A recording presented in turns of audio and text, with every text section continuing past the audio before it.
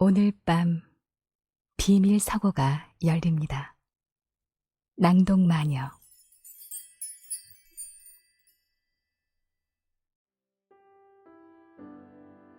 우리에겐 위로가 필요한 순간들이 있습니다. 내 능력을 넘어서는 버거운 일 때문에 지친 하루를 보내고 있을 때, 사람 때문에 상처받았을 때, 이렇게 사는 게 맞는 건가 막막할 때, 다 포기하고 싶은 좌절감을 느낄 때, 다 내려놓고 홀가분해지고 싶을 때, 이럴 때 우리는 스스로를 어떻게 위로하고 다시 일어서야 할까요? 힘들고 버거운 순간을 살고 계시다면 이 책의 글귀들이 여러분의 마음을 다독이지 않을까 싶습니다. 나태주 시인이 들려주는 가장 소중한 말, 너를 아끼며 살아라. 이 책에서 가장 좋았던 부분들을 골라서 읽어드리겠습니다.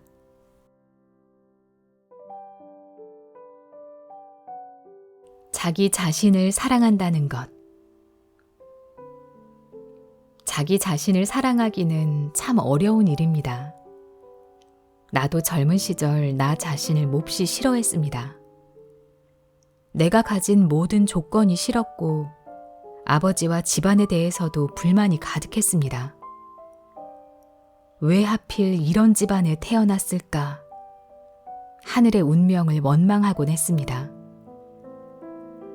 하지만 나이가 들어가면서 그런 생각들이 조금씩 바뀌기 시작했습니다. 물론 황금 같은 젊은 시절이 지난 후 장년기에 접어들면서 마음의 변화가 생긴 것입니다. 자존감은 서서히 찾아오는 감정입니다. 인생을 살아가며 넘어지고 다치고 상처를 입으면서 다시 일어나고 새로운 출발을 해보아야 비로소 단단한 내면이 형성됩니다. 다시 중학생에게. 사람이 길을 가다 보면 버스를 놓칠 때가 있단다. 잘못한 일도 없이 버스를 놓치듯 힘든 일 당할 때가 있단다. 그럴 때마다 아이야, 잊지 말아라. 다음에도 버스는 오고 그 다음에 오는 버스가 때로는 더 좋을 수도 있다는 것을. 어떠한 경우라도 아이야, 너 자신을 사랑하고 이 세상에서 가장 귀한 것이 너 자신임을 잊지 말아라. 세 가지 삶. 세 가지 삶이 있습니다. 살아지는 삶, 살아가는 삶, 살아내는 삶. 이 중에서 가장 나쁜 것은 사라지는 삶입니다. 에스컬레이터를 타듯 편하게 살아가려 하지 말고 걸어 올라가세요. 힘들다면 한 발짝 내딛고 쉬어가며 살아내세요. 사라지고 살아가고 살아내는 삶 속에서 우리는 삶이 축복이고 아름다움이며 눈부신 것임을 알 수 있습니다. 그러니 어떤 경우에도 이 삶을 끝까지 잘 살아내는 것이 중요합니다. 행복의 조건.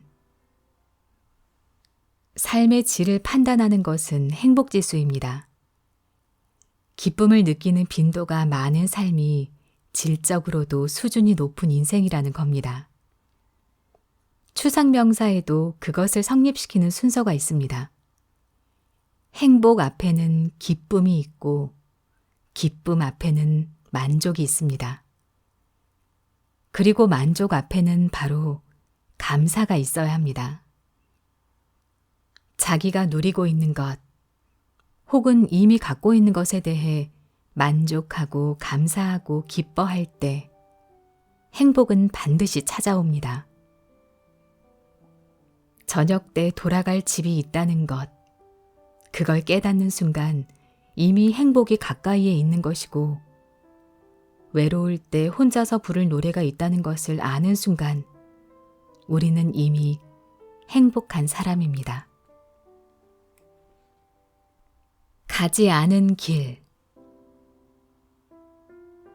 단풍 든 숲속에 두 갈래 길이 있었습니다.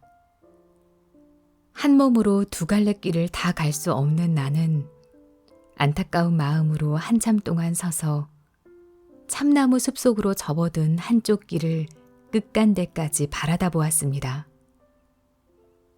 그러다가 하는 수 없이 한쪽 길을 택했죠. 그 길은 풀이 더 우거지고 사람들이 걸은 흔적이 적었기 때문이죠.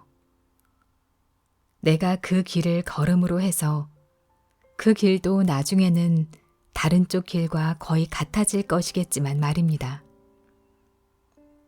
설이 내린 나뭇잎 위에는 아무런 발자국도 없었고, 두 길은 그날 아침 똑같이 멀리 뻗어 있었습니다. 아, 다른 쪽 길은 뒷날에 다시 걸어보리라 생각했죠. 길은 길에 이어져 끝이 없으므로 내가 여기 다시 돌아올 날을 의심하면서 말입니다.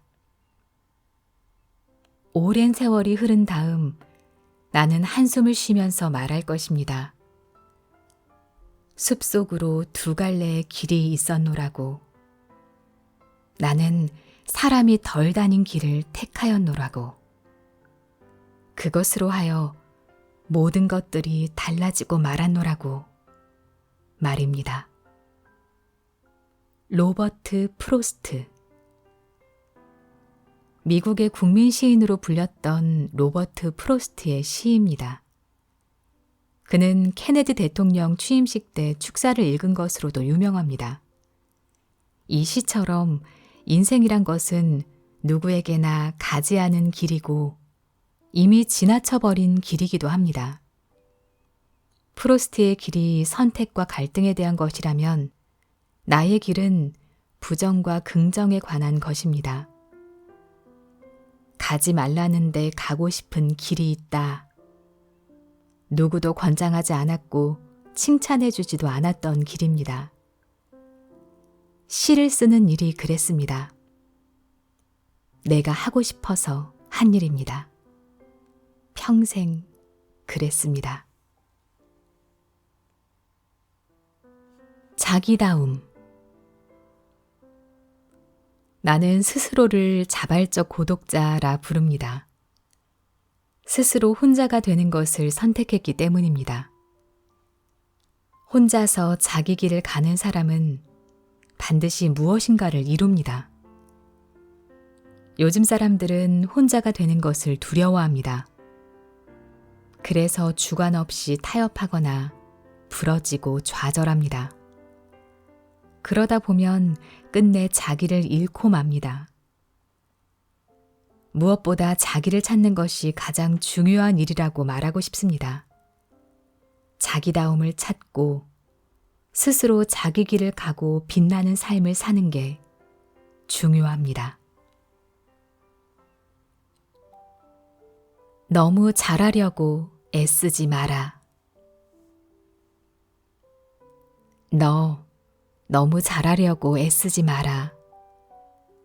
오늘의 일은 오늘의 일로 충분하다.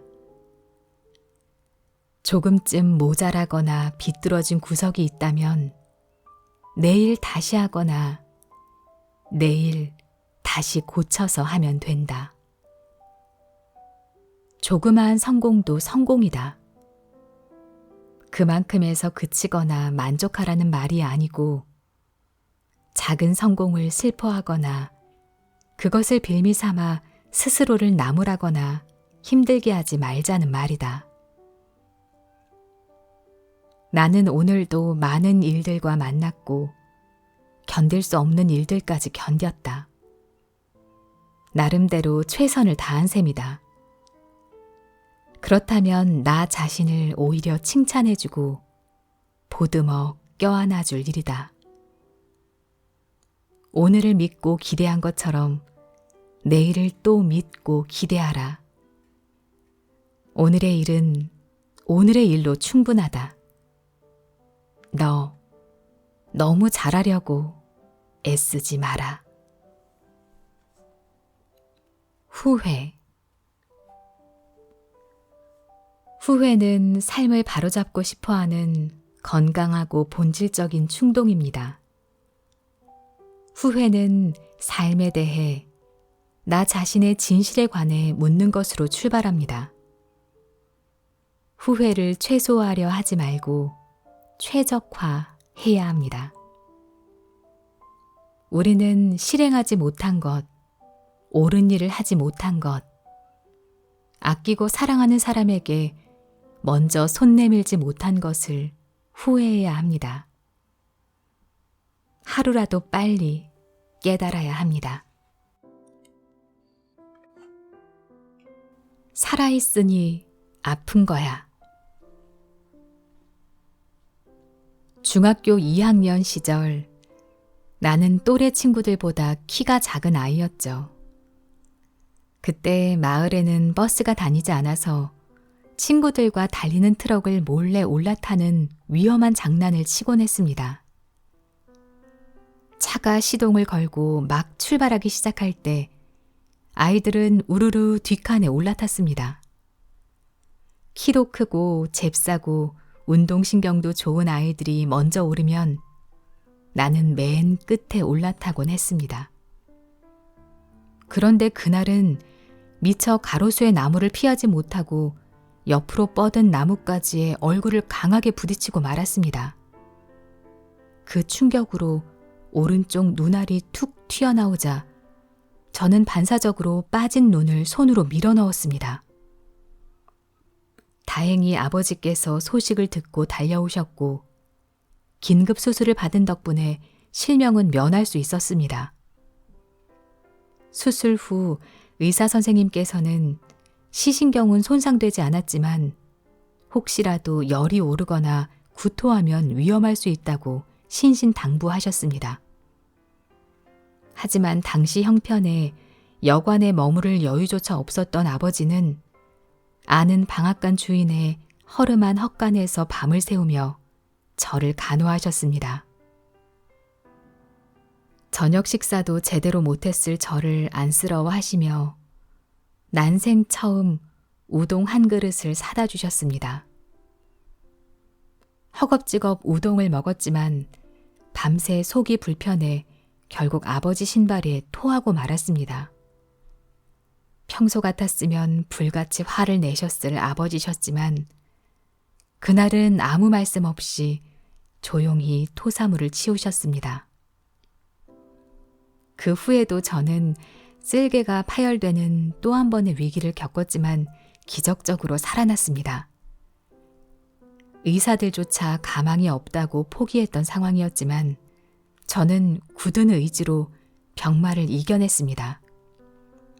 그 후 그때의 경험을 바탕으로 책을 집필하기도 했습니다.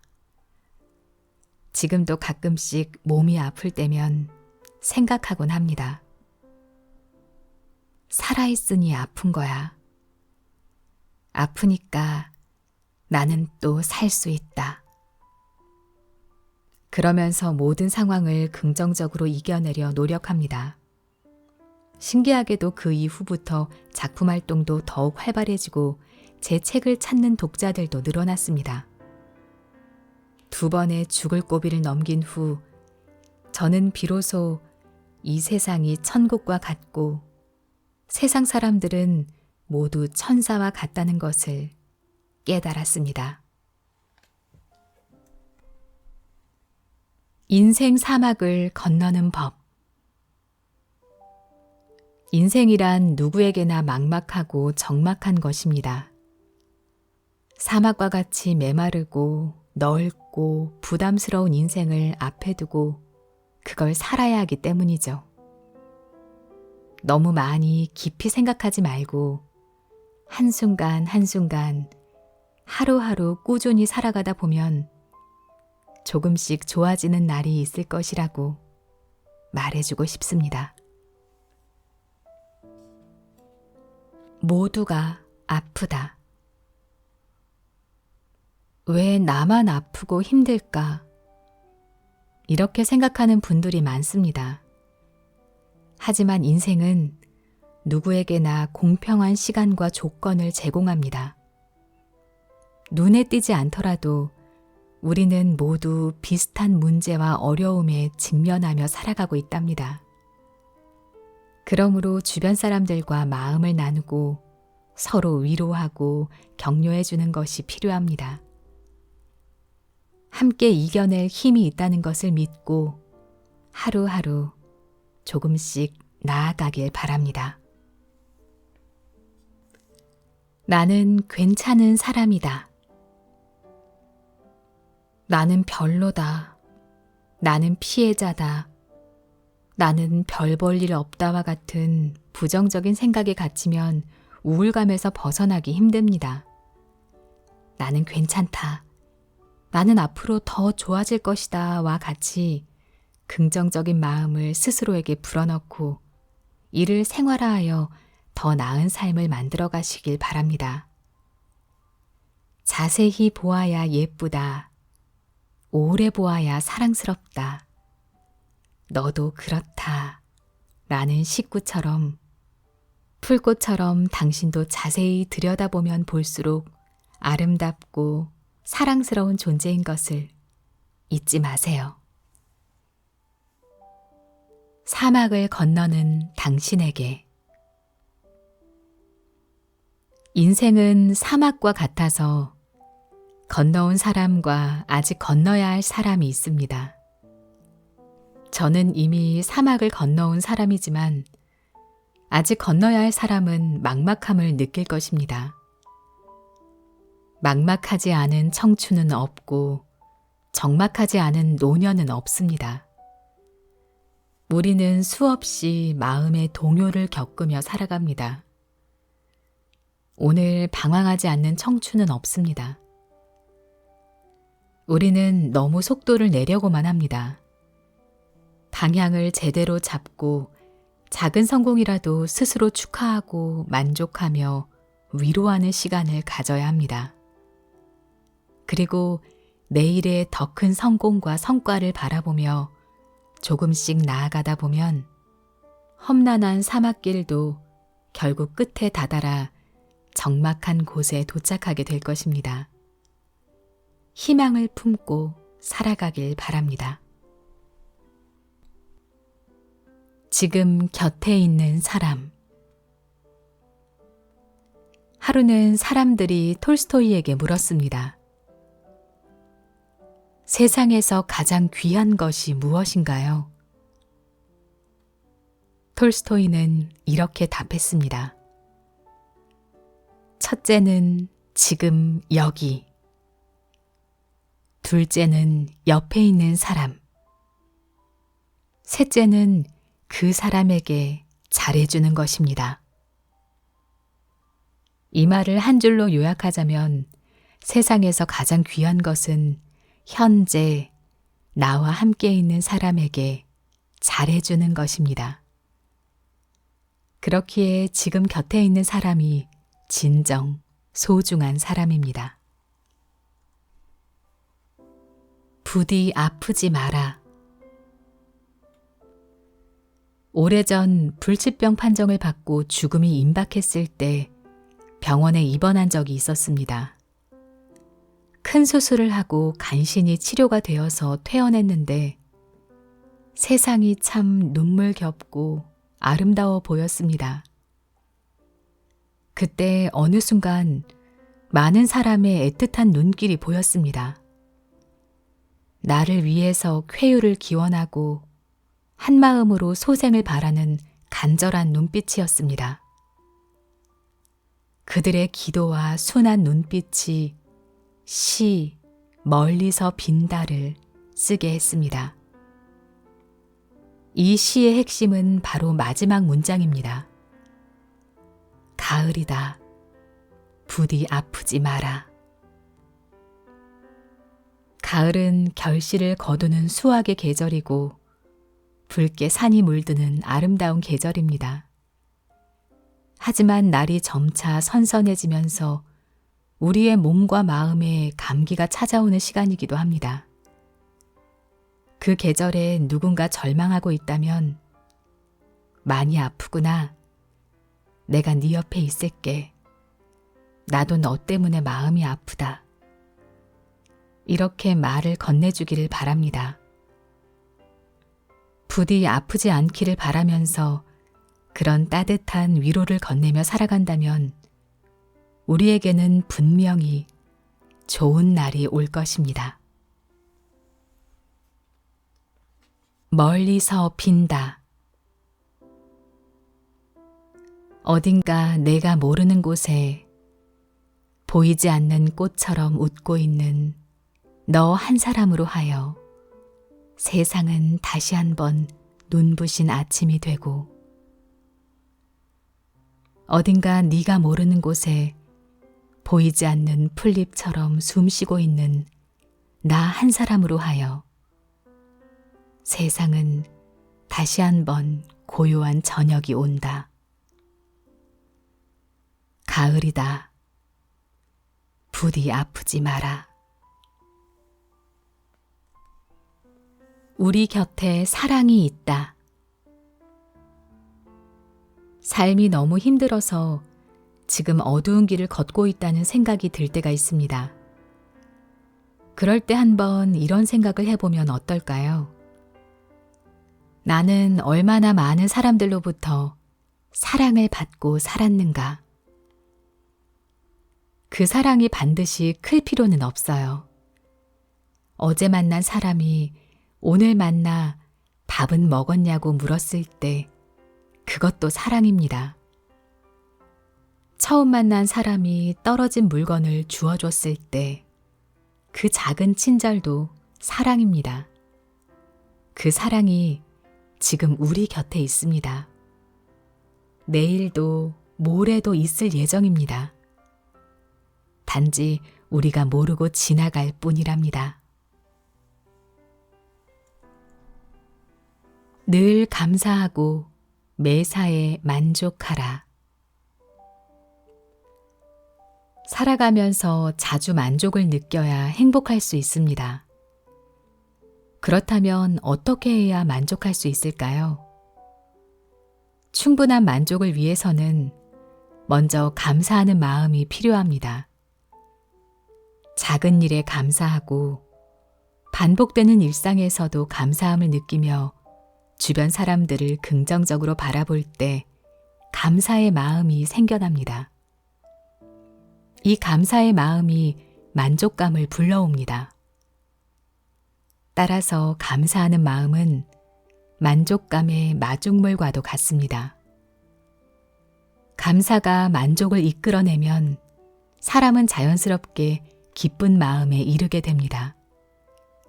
이 기쁜 마음이 바로 행복을 초대하는 원동력입니다.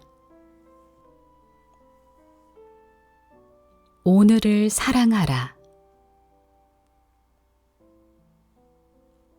어제는 이미 과거 속에 묻혀 있고 미래는 아직 오지 않은 날이다.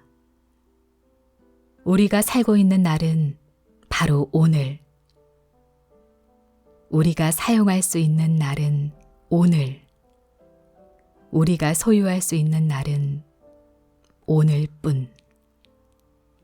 오늘을 사랑하라. 오늘의 정성을 쏟으라. 오늘 만나는 사람을 따뜻하게 대하라. 오늘은 영원 속의 오늘. 오늘처럼 중요한 날도 없다. 오늘처럼 소중한 시간도 없다. 오늘을 사랑하라. 어제의 미련을 버려라. 오지도 않은 내일을 걱정하지 마라. 인생을 묻는 젊은 벗에게 인생이란 무엇인가? 어떻게 사는 인생이 좋은 인생인가? 제대로 아는 사람이 몇이나 되고 답을 말해줄 사람 몇이나 될까? 인생이 무엇인지 알지 못해도 사람들은 지금까지 좋은 인생을 살다 갔고 앞으로도 사람들은 좋은 인생을 살다 갈 것이다. 그야말로 인생은 무정의 용어. 그냥 인생이면 인생인 바로 그것. 하루하루 열심히 살아보는 거다. 슬퍼할 일을 슬퍼하고 기뻐할 일을 기뻐하고 괴로워할 일을 괴로워하면서 순간순간을 정직하게 예쁘게 살아보는 거다. 그러다 보면 저절로 인생이 인생다워지고 인생이 무엇인지 알게 되지 않을까. 인생이 무엇인지 묻는 젊은 벗이여. 인생은 그냥 인생. 인생은 그냥 너 자신. 열심히 살아보자. 삶 그것이 그대로 인생이 아니겠는가.